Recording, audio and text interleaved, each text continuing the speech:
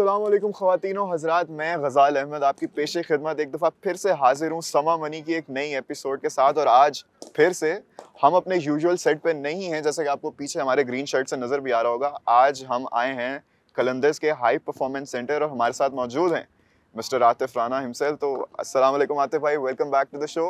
वालेकुम Ghazal Ahmed, thank you very much for having me. अच्छा आतिफ भाई, आपने इतने बड़े बड़े प्लेयर्स पाकिस्तान को दिए, from the likes of Shaheen Shah Afridi, Fakhar Zaman, Haris Rauf. दो अब आपका लाहौर कलंदर्स माशाल्लाह एक बहुत बड़ा ब्रांड बन चुका है। You have won back to back 2 PSL। तो आपको तब ज़्यादा खुशी थी या जब दूसरी बार आप गज़ाल अहमद के साथ उसके शो में बैठे? पहली दफ़ा में गज़ाल से मिलके उतनी खुशी हुई थी। और इंटरेस्टिंग बात है कि मेरा ख्याल है शायद आप उन चंद वाहिद लोगों में से शामिल हैं जिनके इंटरव्यू दोबारा देने जिनको मैं आया हूँ। तो आपसे मिलके खुशी हुई थी, तो इसीलिए तो दोबारा मैंने आपको I will take that as a compliment Atif भाई। अच्छा आतिफ भाई, वर्ल्ड कप जब हम पहले मिले थे तब वर्ल्ड कप चल रहा था और थोड़ी सी डिसअपॉइंटिंग परफॉर्मेंसेस भी थी। उसके बाद फ़खर भाई ने हमारे आके माशाल्लाह बड़ा अच्छा कमबैक किया। तो उस दौरान के बाद जो हैं थोड़े से शिकायत भी हमारे कौम में बड़ी देखने को मिली कि हमारी बॉलिंग इस तरह हिट नहीं कर पाई और बड़े और दीगर मसला थे। और आपने पिछली दफ़ा कहा भी था कि ड्यूरिंग द टूर्नामेंट भी आपकी हारिस और शाहीन से बात चल रही थी। तो क्या लगता है आपको कि क्या ऐसा माजरा था जिसकी वजह से हम इतना क्लिक नहीं कर पाए? नहीं, देखिए मैंने नहीं ख्याल कि मेरी हारिस और शाहीन से, क्योंकि ऑब्वियसली शाहीन और हारिस से समीन जो मेरा पार्टनर है वही ज़्यादा उसको क्रिकेट के अफेयर्स को देखता है। सो मैंने आपसे ये कहा था कि वो टूर्नामेंट इंडिया में हो रहा है और इंडिया में बैटिंग विकेट्स थी। और उसके बाद जो वो देखने में यही आया कि एवरेज जो विनिंग स्कोर था या पार स्कोर जो था वो 350 प्लस था। सो अनफॉर्चुनेटली हम वो नहीं कर पाए। और दूसरा, एज ए टीम हम उस तरह क्लिक नहीं हो पाए जिस तरह मैं समझता हूँ कि फ़ख्र कलंदर जो है वो फ़ख्र पाकिस्तान जब बना था, सो वो उनका अनफिट होना हमारे लिए सेटबैक हुआ। और आपने देखा कि जैसे ही वो वापस आए, द वे ही केम हाँ बैक। एग्जैक्टली, बट अनफॉर्चुनेटली उस वक्त हमारे पास ऑप्शंस महदूद हो गई थी। सो अगर वो पहले फिट होते और खेलते तो बड़ी उम्मीदें थी कि पाकिस्तान प्ले ऑफ में जाता। लेकिन आतिफ भाई, हमने देखा कि हमारी टीम का क्लिक ना करना तो था ही था, लेकिन जितने भी सारे एक्सपर्ट्स वगैरह हैं उन्होंने कहा कि ये प्रॉब्लम जो है ये एक बड़ी डीपर इसकी लेवल है, ये जाके जाता है traces back to our domestic level. तो क्योंकि हमारा डोमेस्टिक स्ट्रक्चर इतना मजबूत नहीं है, हमारे प्लेयर्स को इतना 4 डे क्रिकेट नहीं खिलाया जाता, हम फोकस ज़्यादा करते हैं T20 पे। तो इस पे आपका क्या कहना है? नहीं, देखिए वो तो इंग्लैंड की टीम जो है वो तो उस तरह फोकस नहीं करती, लेकिन वो one of the main contender थी कि वो टाइटल के लिए जीतेंगे, वो क्वालिफाई नहीं कर सके। सो क्रिकेट में कुछ भी कहा जा सकता है। रही बात आपकी डोमेस्टिक की, तो देखिए आपने डोमेस्टिक का स्ट्रक्चर बनाया ही कब है? पूरी दुनिया में क्रिकेट जो है वो दो तरह से, या कोई भी स्पोर्ट्स दो तरह से फॉलो होती है। एक एजुकेशन बेस होती है, एक कम्युनिटी बेस होती है। यूएस में एजुकेशन बेस है और जहाँ एजुकेशन इंस्टीट्यूशन में वो स्पोर्ट्स होती है, और यूरोप में कम्युनिटी बेस है। हमने उसको कभी इम्प्लीमेंट ही नहीं किया। हमने उसको इंडिविजुअल लेवल पे लेके, एक आतिफ राना उठा, उसने क्लब बनाया, आतिफ राना क्रिकेट क्लब नाम रख दिया, ऊपर आपकी सुई गैस बन गई। सो वो कम्युनिटी के साथ जो अटैचमेंट है वो हमने नहीं की ना, एजुकेशन इंस्टीट्यूशन के साथ की। तो वो जो सही मानों में जो हमारा जो टैलेंट जो ग्रूम होता है वो नहीं हो सका। ये मेरा ख्याल है लाहौर कलंदर एक वाहिद एग्जाम्पल है कि आपने देखा जिस तरह हमारे हाई परफॉर्मेंस सेंटर में आज आप आए हुए हैं। सो यहाँ पे वो फ्यूचर के स्टार जो है वो प्रिपेयर हो रहे हैं।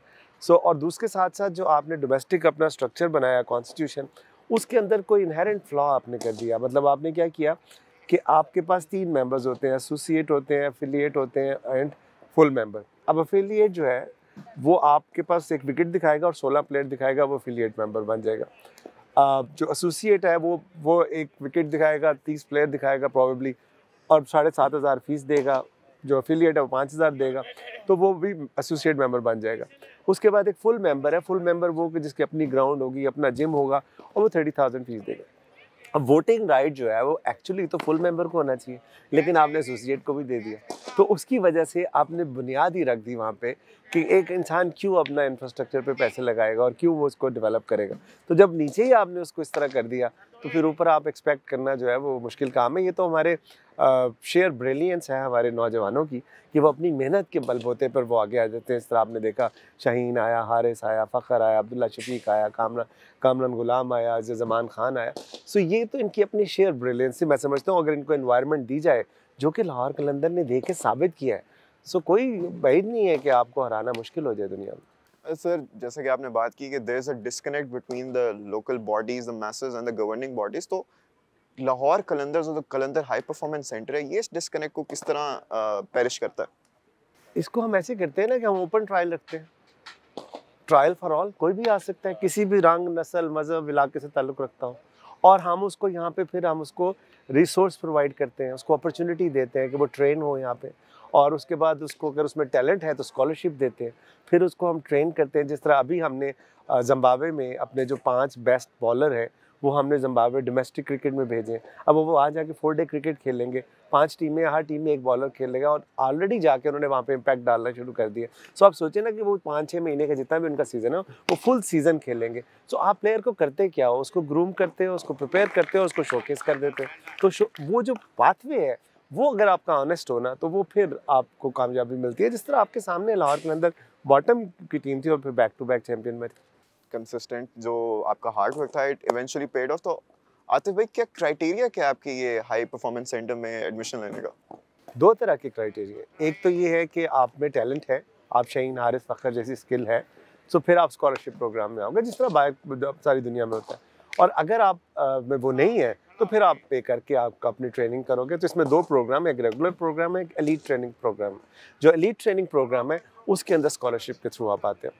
स्कॉलरशिप्स आपको बेहतर प्रोग्राम में मिलती हैं? बेहतर प्रोग्राम है बिकॉज़ आप में टैलेंट होता है ना, फिर आपको ग्रूम करके आपको ये शोकेस तो बहुत करना होता उल्टा बात की है, पाकिस्तान में इसका टोटली उल्टा होता है। है। तो आतिफ भाई, इधर कोई एज क्राइटेरिया है? हाँ, 8 साल से लेके तो ऑब्वियसली 20-22 साल तक। क्योंकि अभी मैं देख रहा था माशाल्लाह, छोटे बच्चे भी हैं, बड़े भी हैं, मेरी एज के भी हैं, और लड़कियां भी हैं। लड़कियां भी हैं। तो लड़कों की तो आप कर ही रहे हैं, इसके अलावा आपके पास कितनी अभी लड़कियां मौजूद हैं आपके इस हाई परफॉर्मेंस सेंटर देखिए, में? हमारी कुछ रेगुलर स्टूडेंट्स हैं, मेरा ख्याल है 10-12 वो हैं, और फिर हमने वुमेन प्लेयर डेवलपमेंट प्रोग्राम के ट्रायल किए थे। वो पूरे पाकिस्तान से बच्चियों ने ट्रायल दिए, 1500-2000 के करीब लड़कियां ट्रायल देने आई, और उसमें से फिर हमने 22 लड़कियां सेलेक्ट की। तो अभी उनकी जो है वो अभी उनकी ट्रेनिंग जो है वो शुरू होने वाली है। तो अभी आप जैसे थोड़ी देर पहले बात कर रहे थे कि इंटरनेशनली भी आप प्लेयर्स वगैरह को भेजते हैं, तो आतिफ भाई, tell us a little more about that, कि अगर कोई लड़का या लड़की अच्छा परफॉर्म कर रही है तो उससे आपके परफॉर्मेंस सेंटर से और कितने ज़्यादा डोमेन्स खुल सकते हैं उसके लिए? देखिए, अब तो इंटरनेशनली लीग्स का ज़माना आ रहा है। अभी आपने देखा खुर्रम शहजाद जो पाकिस्तान की टेस्ट टीम में गए, 2016 में ये सरगोदा में हमारे ट्रायल पे आए थे और सरगोदा की टीम का हिस्सा बने थे, और उसके बाद ऑन कैमरा उन्होंने ये स्टेटमेंट दी थी कि उस वक्त जैज़ राइजिंग स्टार था हमारा, जैज़ वाज आवर पार्टनर, तो उन्होंने कहा था जैज़ इस तरह हमारी ज़िंदगी में आया जिस तरह फरिश्ता आ गया। सो आप सोचिए ना कि वो पौधा लगा दिया था लाहौर कलंदर ने, अब वो पाकिस्तान की टेस्ट टीम के अंदर आ चुका है। सो इसके अंदर बड़ा सिंपल सा है सर कि हम वो वाहिद फ्रेंचाइज हैं जिसका 5 मुल्कों से कॉन्ट्रैक्ट है, या उनकी फ्रेंचाइज से कॉन्ट्रैक्ट है। ऑस्ट्रेलिया ले लें, इंग्लैंड ले लें, साउथ अफ्रीका ले लें, नमीबिया एंड ज़िम्बाब्वे। सो दुनिया में आज तक कभी ये नहीं हुआ। सो जब बच्चा यहाँ पे आता है तो उसके लिए अपॉर्चुनिटी खुल जाती है कि वो एक तो यहाँ ट्रेन करे, और फिर यहाँ पे आपने भी देखा नीदरलैंड के जो प्लेयर हैं जो वर्ल्ड कप में थे वो यहाँ ट्रेनिंग के लिए आए हुए हैं, ज़िम्बाब्वे के प्लेयर ट्रेनिंग के लिए आए हुए हैं, ऑस्ट्रेलिया से आए हुए हैं। सो जो एक्सपोजर लेवल है दैट इज़ वेरी डिफरेंट। तो जहाँ से जब वो ट्रेन होता है तो फिर वो बाहर जाके अगर पूरी दुनिया की लीग्स उसके सामने खुलती हैं तो ऑब्वियसली फिर तो स्काई इज़ द लिमिट। और क्या आप लोग खुद उसको आगे पिच करते हैं to the other leagues and franchise of the world? Exactly, आप हारिस की मिसाल ले लेना। आप जब हारिस हमारे पीएसएल खेला तो अनफॉर्चुनेटली पीसीबी की नज़रों में नहीं आया, हालांकि वो फास्टेस्ट बॉलर था, सो कैबिनेट फास्टेस्ट स्पीड लेकिन थी। फिर बीबीएल में फिर हमने उसको बीबीएल में चांस दिलवाया। Some credit goes to Sameen Rana. So उन्होंने जब बीबीएल में एक मैच हमने उनको दिलवाया, अब वहाँ से हारिस निकल गया, फिर हारिस बन गया। सो ये अपॉर्चुनिटी तो सारे बच्चों के पास है कि जिस तरह भी जमान खान का बीबीएल में हुआ है या उसामा मीर का हुआ है। सो अगर ये जाते हैं तो इंटरनेशनल स्टेज पे परफॉर्म करते हैं तो फिर कौन रोक सकता है इनको ग्रो करने से। इंटरनेशनल स्टेज पे परफॉर्म करेंगे और इसमें पाकिस्तान का फ़ायदा होगा। तो आतिफ भाई, अब पहले तो सबसे पहले तो हमारे सारे व्यूअर्स के लिए आप ये बताएं कि ऐसे जो क्रिकेटिंग टूर्नामेंट्स होते हैं या किसी भी और दूसरे स्पोर्ट्स के हो जाएं, तो how do they help boosting the countries economy? ये पीएसएल की बात कर रहे हैं? पीएसएल हो जाए या अब कोई आईसीसी का इवेंट आ जाए या वर्ल्ड हॉकी चैंपियनशिप अगर पाकिस्तान में हो जाए, तो किस तरह ऐसे टूर्नामेंट्स इकोनॉमी बूस्ट करने में हेल्प करते हैं? देखिए, जब आप फर्ज करें पीएसएल की मिसाल ले लेते हैं, जब पीएसएल पाकिस्तान में होती है तो ऑब्वियसली जो प्लेयर्स आ रहे हैं उन्होंने कहीं रहना है, कुछ खाना है, कुछ पीना है, कोई एंटरटेन होना है, वो सारी की सारी इंडस्ट्रीज आपके साथ चलती है ना।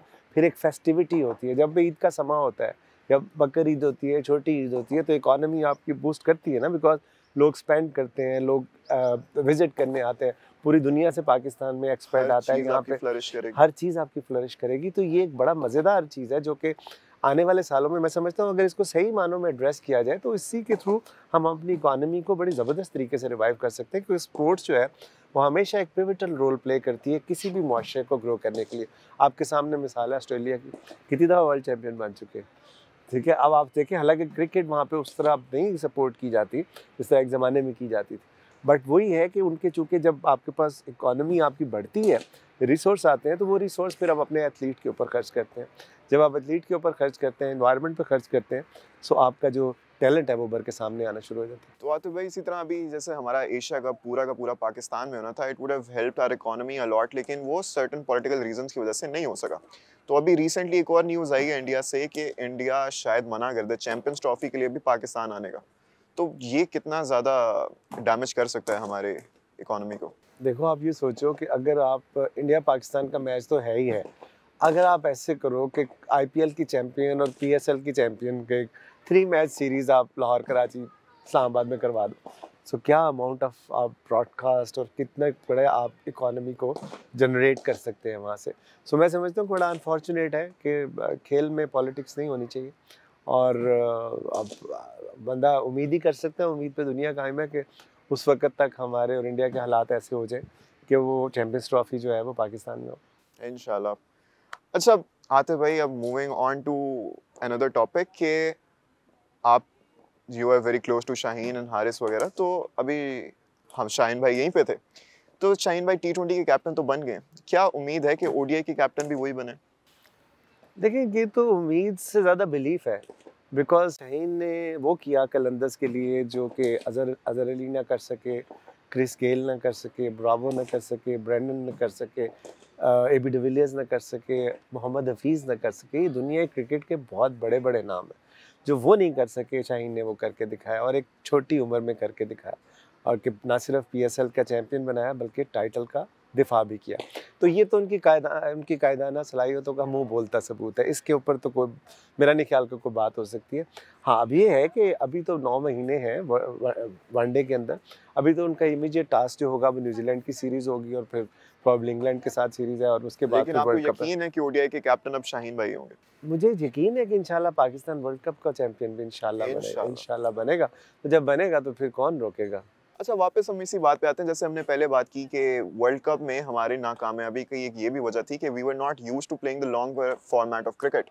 अभी भी हम देखते हैं चैंपियंस ट्रॉफी हमारे आने वाली, जिस पे हमारा ज़्यादा फोकस होना चाहिए, लेकिन अभी हम फिर से 4 साल मोस्टली हमारे टी20s ही हैं, ओडीआईज हैं ही इतने कम। अब ये तो बोर्ड की पॉलिसी बनानी होती है, इसमें मैं तो कुछ नहीं तो कमेंट आप कर इतने सकता। क्लोज हैं, आप you are somewhat of a part of the system, तो आप उनको नहीं, सजेस्ट नहीं करते? मैं जो part of the system in a sense हूँ कि ऑब्वियसली एक फ्रेंचाइज ओन करता हूँ, बट उनकी जो ऑपरेशंस है उसका I am not part of that operations. तो दे और डू ना ही नॉट मैं, लिसन टू यू गाइस? नहीं, लिसन की बात नहीं है, कंसीडर की बात है। अच्छा आतिफ भाई, और दूसरा हारिस रऊफ का भी अभी रिसेंटली एक तरह से कंट्रोवर्सी चल रही थी कि वहाब रियाज ने बोला कि हमने उनको कॉल की to go to the Australia tour and he denied. तो ये सारा क्या माजरा है? आई एम होपिंग कि आप जरा हमें बेहतर इंसाइट्स दे सकें। नहीं, देखिए, बात ये है कि आप एक प्रोग्राम करते हैं, ठीक है, आप एंकर कर रहे हैं प्रोग्राम को, किसी वजह से आप नहीं प्रोग्राम अटेंड कर सकते, तो आप मुझे तो नहीं बिठा देंगे ना, अगर मेरी प्रेपरेशन ही नहीं होगी। आप मुझे ये बताएं कि हारिस ने आखिरी टेस्ट कब खेला था? 1.5 साल पहले, जिसमें वो 1.5 दिन में मेरा ख्याल इंजर्ड हो गए थे शायद, और आखिरी 4 डे मैच कब खेला था? साल हो गया, उन्होंने 4 डे मैच भी कोई नहीं खेला। तो आप पहले प्रिपेयर करते हैं, उसके बाद अपॉर्चुनिटी देते हैं ना। टूर्नामेंट में जाके तो आपने शोकेस करना है, या मैच पे तो शोकेस करना है, प्रेपरेशन किधर है? सो अगर एक इंसान जिसकी प्रेपरेशन ही नहीं है, सो उसको डालना कितनी ज्यादती है अपने सिस्टम के साथ। क्योंकि जो लोग सारा दिन डोमेस्टिक खेल रहे हैं पिछले 6 महीने से, वो क्या सोचेंगे इसके ऊपर, यार हम क्यों ग्राउंड में ख्वार होते रहे अगर उन्होंने हारिस को ही लेके जाना था। सो आप ये try to understand, it's not about कि हारिस ने इनकार कर दिया। एक इंसान है 24, 25, 26 साल का, जो कि एक खास फॉर्मेट में बॉलिंग करता है, और अभी वनडे में नहीं, वनडे में भी अभी आप देखें कि लोग ये कह रहे थे कि यार ये तो 10 ओवरों का बॉलर ही नहीं है। तो जब आप वनडे में 10 ओवर के बॉलर आपको कंसिडर नहीं किया जा रहा, तो टेस्ट में फिर आप, मेरे तो लगता है कि ज्यादती नहीं होगी। आप खुद बताएं मुझे। ज्यादती है तो आतिफ भाई मैसेज के साथ डिस्कनेक्ट है, अपने प्लेयर्स के साथ खुद बोर्ड का डिस्कनेक्ट है, तो ये बोर्ड है किसका, मुझे बताएं। वो अलग है। अच्छा आतिफ भाई, moving on to wrap up, बल्कि नहीं, इससे पहले मुझे एक बहुत इंपॉर्टेंट सवाल याद आ गया हमारे पब्लिक का। इस दफा पब्लिक पोल में सिर्फ एक ही सवाल है आतिफ भाई, और वो मेरा भी सवाल है, सबका ही सवाल है कि हमारी जर्सी का ये डिजाइन क्यों, ये रंग क्यों क्यों? क्योंकि ये बड़े लोगों की शिकायत है कि ग्रीन कलर पाकिस्तान का कलर है यार। लेकिन बड़े लोग शिकवा करते हैं कि यार jersey could have been much better. कैसे? मतलब देखो, ये जो डिजाइन अभी बनाया था ये लाहौर का मैप था और ये शाहीन ने डिजाइन किया था। सो हमारा डिजाइनर भी शाहीन है। सो इंशाल्लाह देखिए, अगर उसने शाहीन भाई ने खुद ही डिजाइन की हुई है जर्सी, ये ग्रीन वाली। ये शाहीन ने डिजाइन की। क्या बात है, ये ब्रेकिंग न्यूज़, वायरल चंक। अच्छा आतिफ भाई, लास्ट टाइम हमारी कॉन्वर्सेशन हुई थी, उसमें आपने जिक्र किया था कि आप लोग अब अपने स्पोर्टिंग गुड्स और एक्सेसरीज भी लॉन्च कर रहे हैं, तो वो कहाँ तक पहुंचा? वो हमने अभी अपना यहाँ पे एक नीचे बनाया हुआ है आउटलेट, और उसमें काफ़ी चीज़ें हमने डेवलप की हैं। बॉल भी डेवलप किए हैं, बैट भी डेवलप किए हैं, पैड्स भी किए हैं, और वो अभी एक्सपोर्ट भी हमने किया है, नमीबिया को किया है, यूएस को किया है। तो लोकल मार्केट में इंट्रोड्यूस कर दिया आपने? लोकल में भी नहीं किया। लोकल में नहीं किया, अभी यू आर ओनली एक्सपोर्टिंग। अभी सिर्फ एक्सपोर्ट में कर रहे हैं। अच्छा आतिफ भाई, अभी रिसेंटली में तो यही हो रहा है कि ड्राफ्ट आने वाला है, और हम में से बहुत ज़्यादा लोग हैं जो पीएसएल देखते होते हैं, बड़े शौक से ड्राफ्ट भी देखते हैं, लेकिन उनको पता नहीं है कि ये ड्राफ्ट चलता किस तरह है। तो आप मुझे बताइए, पिक ऑर्डर किस तरह ये इवैल्यूएट करते हैं, और कैटेगरीज का क्या सीन है? ये बड़ा मजे का कैटेगरीज तो खैर पीसीबी और फ्रेंचाइज जो है वो मिलके ही ऑलमोस्ट डिसाइड करते हैं कि अगर फर्ज करें कलंदर्स का प्लेयर है और उसकी कैटेगरी है, तो उसमें कलंदर्स का नहीं बैठेंगे, बाकी टीमें बैठ के तो वो कैटेगरी डिसाइड करेंगी, और पीसीबी इसी तरह अगर किंग्स का प्लेयर है तो वो किंग्स नहीं बैठेंगे, बाकी बैठ के करेंगे। और ये पिक ऑर्डर बड़े मज़े की चीज़ है। मैं आपको बताऊं, शुरू में जब ये लीग बनी थी तो ये हुआ था कि जी पिक ऑर्डर ये होगा कि जो आखिरी नंबर पे आएगा उसकी पहली पिक होगी, और फिर जो सेकंड लास्ट आएगा उसकी दूसरी पिक होगी। सो इस तरह, और जो विनर होगा उसकी लास्ट पिक होगी। सो अनफॉर्चुनेटली या फॉर्चुनेटली पहले 3 दफ़ा हम ही आए उसके ऊपर आखिरी नंबर पे, तो हमारी पहली पिक हो जाती थी। तो उसके ऊपर फिर ये उस वक्त उन्होंने सोचा कि यार ये तो अनफेयर है, तो हम ऐसे करेंगे, हम दोबारा से वो जाएंगे उसके ऊपर लकी ड्रॉ के ऊपर और फिर रैंडमाइज़र लगाएंगे। तो हमने कहा देखिए, अगर एक टीम आखिरी नंबर पे आ रही है तो इसका मतलब है कि उसकी स्ट्रेंथ नहीं है। तो ये रूल ठीक है, बहरहाल उस वक्त रूल चेंज हो गया। हमने लकीली हमारी जो पिक ऑर्डर था उसमें हमारी पहली पिक आने लगी, वो आप रैंडमली पिक करते थे उसको लकी ड्रॉ के थ्रू। सो अब इस दफ़ा उन्होंने कहा, दोबारा रिवर्स कर दिया रूल। अब उन्होंने कहा कि नहीं, जो टीम आखिरी नंबर पे आएगी उसकी पहली पिक होगी। सो इस दफ़ा ये हुआ है कि वही उन्होंने रिवर्स कर दिया कि यार ये तो कलंदर ही जीतने लग गए, तो हम दोबारा उस पर चले जाते हैं। तो अब ये होगा कि जिसकी आखिरी पिक लास्ट पोजीशन थी उसकी पहली पिक होगी, और कलंदर्स की लास्ट पिक होगी। अच्छा आतिफ भाई, if I am not mistaken, तो जब आपने ये फ्रेंचाइज ली थी तब से उसका 10 साल का कॉन्ट्रैक्ट था, राइट? 10+10। 10+10। तो do you plan on retaining the franchise? 100%। 100%। देखिए, जिस तरह जो ब्रांड हमने बनाया, पूरी दुनिया अब कलंदर्स को जानती है। तो वो जो इतना हमने अपना खून पसीना इसके अंदर इन्वेस्ट किया और पाकिस्तानी यूथ को अपॉर्चुनिटी देने के लिए सही मानों में उसको साबित भी किया, सो अब उससे पीछे हटने की कोई लॉजिक तो नहीं है। अच्छा, और सर मुझ जैसे जो कि पहले दिन से लाहौर कलंदर्स को सपोर्ट कर रहे हैं और देख रहे हैं, उनके लिए बस एक दफ़ा बता दें कि फवाद भाई किधर है और इनको हम कब दोबारा देख रहे हैं? देखिए, फवाद भाई मेरे बड़े भाई हैं, वो कतर में होते हैं, और शुरू में वो हमारा फेस थे, बट फिर अनफॉर्चुनेटली उनको लगा कि यार ये तो शायद नहीं जीतेंगे, और हार के साथ एसोसिएट होना बड़ा मुश्किल काम होता है। सो 3-4 साल के बाद वो फिर जो है वो स्टेप डाउन कर गए। तो उन्होंने कहा यार मुझे नहीं इसमें करना। तो उनका ख्याल था कि उन्होंने कहा जीतना, इन्होंने बेइज्जत ही होते रहना, क्योंकि ऑब्वियसली वो ग्राउंड पे तो होते नहीं थे, वो कतर में रहते थे। सो वो हम बैक टू बैक ही जीत गए। तो वो उनके और बिजनेसेस हैं और काम है, तो वो छोड़ चुके हुए हैं 4 साल पहले। दोबारा देख रहे होंगे स्टेडियम में? मुश्किल है, बिकॉज एक बंदे ने जब छोड़ ही दिया तो फिर ज़बरदस्ती तो नहीं ना आप उनको स्टेडियम में लेके आ सकते। और पर आना क्यों है, बिकॉज हमारे जो हमारे पार्टनर्स हैं, जो अब सारा साल हमें सपोर्ट करते हैं, वो पोजीशन उनकी बनती है कि वो आएँ और फेस करें लोगों को, बिकॉज उन्होंने कलंदर्स को सपोर्ट किया होता है। चलें आतिफ भाई, थैंक यू सो मच। अभी तक हमारे जितने भी बैठ के कॉन्वर्सेशन ख़त्म नहीं हुआ, अभी बैठ के कॉन्वर्सेशन होगी। अब इसके बाद हम आतिफ भाई को लेके जाएंगे प्लेयर्स के पास, और आने वाले जितने भी शाहीन या फ़खर हैं उनसे थोड़ी सी बातचीत करेंगे।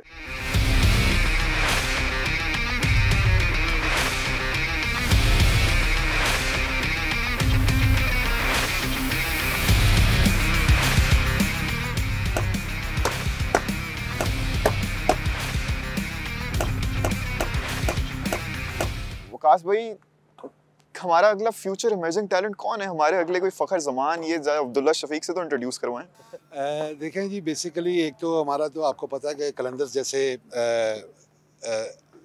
बहुत ज़्यादा पाकिस्तान के जो फ्यूचर के लिए जो प्लेयर्स तैयार हो रहे हैं ना, उसके अंदर आतिफ भाई, आकिब भाई और ख़ास तौर पे समीन भाई, क्योंकि उनकी जो लॉजिक्स है ना वो इट मेक सेंस। तो उन्होंने जिस तरह हमें तैयार किया और जिस तरह प्लेयर की डेवलपमेंट करनी है उसके अंदर हमें बहुत आसानियाँ पैदा की।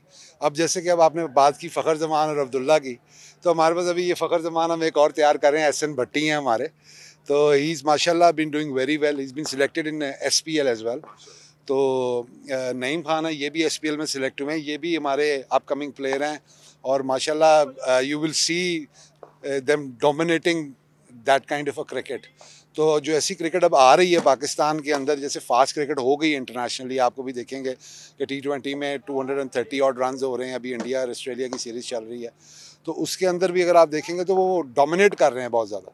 तो इसी तरीके को हमने भी इसी चीज़ को लेकर चले, ये हमारे माशाल्लाह आने वाले फ्यूचर्स हैं और ये इंशाल्लाह इनमें से दोनों में से मुझे तो उम्मीद दोनों की है, लेकिन बाकी by the grace of almighty इंशाल्लाह दे विल परफॉर्म वेल। इंशाल्लाह they will both perform well. Ehsan भाई, आप बताएं ज़रा, आपको कितना अर्सा हो गया हाई परफॉर्मेंस सेंटर में इनके साथ काम करते हुए? बिस्मिल्लाह सब, मुझे तो 2 साल हो गए यहाँ पे।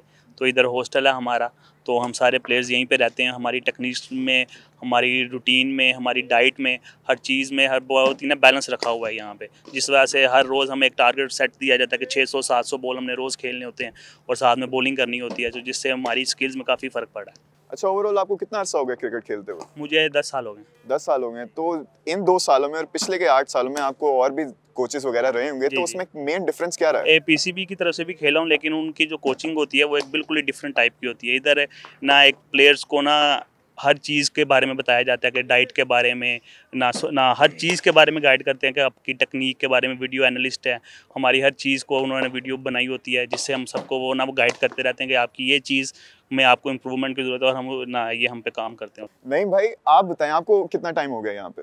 मुझे ऑनेस्टली मैं बताऊं तो मेरा जो क्रिकेटिंग कैरियर जो स्टार्ट हुआ है वो PDP के कलंदर PDP से स्टार्ट हुआ है। तो बीइंग मैं पठान फैमिली से बिलोंग करता हूं, तो मुझे इतनी अवेयरनेस नहीं थी और ना मुझे इतनी फ्रीडम था क्रिकेट खेलने का। तो मैं यहाँ पे आया था, पिंडी में ट्रायल हुए थे, तो वहाँ पे मैं सेलेक्ट हुआ था। उसके बाद मुझे क्रिकेट खेलने का मौका मिला था, घर की तरफ से मुझे लाइसेंस मिल गया था कि आप जाओ, आप खेल सकते हो। अच्छा, तो आपको आते साथ ही कैसा लगा, how did they adopt you? क्या इन्होंने आपको एक फैमिली की तरह अपने हाथों में लिया? बिल्कुल, मैं ऐसे ही कहूँगा कि इन्होंने मुझे फैमिली की तरह ट्रीट किया है।